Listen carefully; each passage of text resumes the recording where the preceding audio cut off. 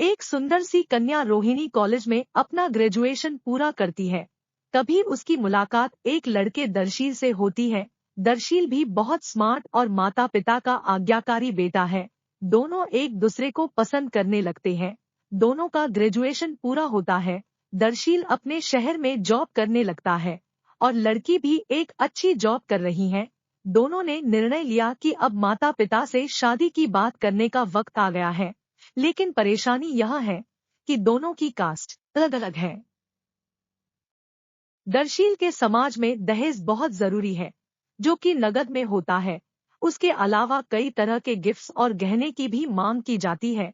दर्शील ने रोहिणी को यह स्थिति स्पष्ट की और कहा, घर वालों को मनाओ, अगर तुम सभी मांगे पूरी करवाती हो तो मेरे माता पिता तुम्हें पलकों पर बैठाएंगे। रोहिणी ने अपने माता पिता से यह बात कही। रोहिणी के माता पिता को यह बात पसंद नहीं थी, पर रोहिणी की जिद थी कि अगर मुझे दहेज दोगे तो मेरी इज्जत बढ़ेगी। रोहिणी के माता पिता सक्षम भी थे, बिना मांगे भी रोहिणी को बहुत कुछ दे सकते थे, पर उन्हें इस तरह दहेज की मांग करने वाले लोग पसंद नहीं आ रहे थे। लेकिन माता पिता रोहिणी की खुशी चाहते थे। उन्हें यह डर था कि कहीं उनकी बेटी ये ना सोचे कि वे अपनी बेटी को कुछ देना नहीं चाहते, इसलिए उन्होंने सभी शर्तें मानी।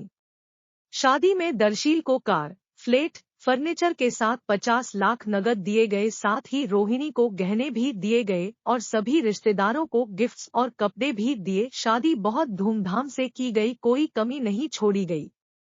रोहिणी को मन ही मन यह गुमान था कि कास्ट अलग होने के बावजूद माता पिता ने उसकी शादी ससुराल के हिसाब से कि रोहिणी को विश्वास था कि उसे बेटी बनाकर रखा जाएगा, उसे वही प्यार दिया जाएगा जो उसके माता पिता ने दिया, क्योंकि उसने अपने ससुराल का मान रखा है।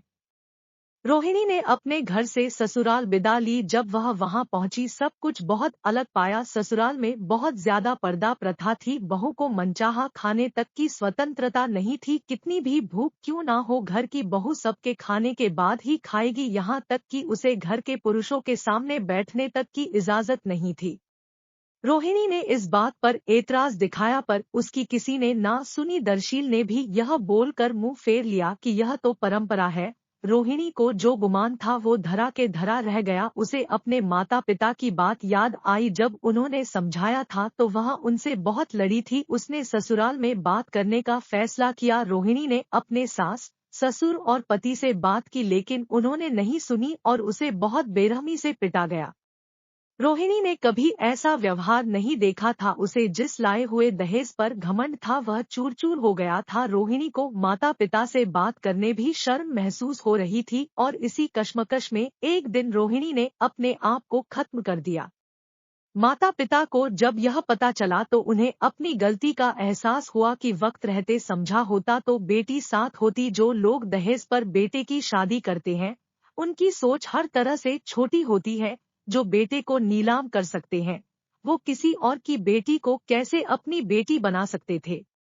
दहेज कभी खुशियों की चाबी नहीं बन सकता, यह बात सभी को समझनी होगी। इस दहेज प्रथा की कहानी में आपने पढ़ा होगा कि माता पिता ही नहीं लड़की की सोच भी दहेज को सपोर्ट कर रही थी। कई बार लड़कियों को दहेज का गुमान हो जाता है, पर जो लोग लोभी होते हैं वो कभी अच्छे नहीं हो सकते। यह बात सबको समझने की जरूरत है।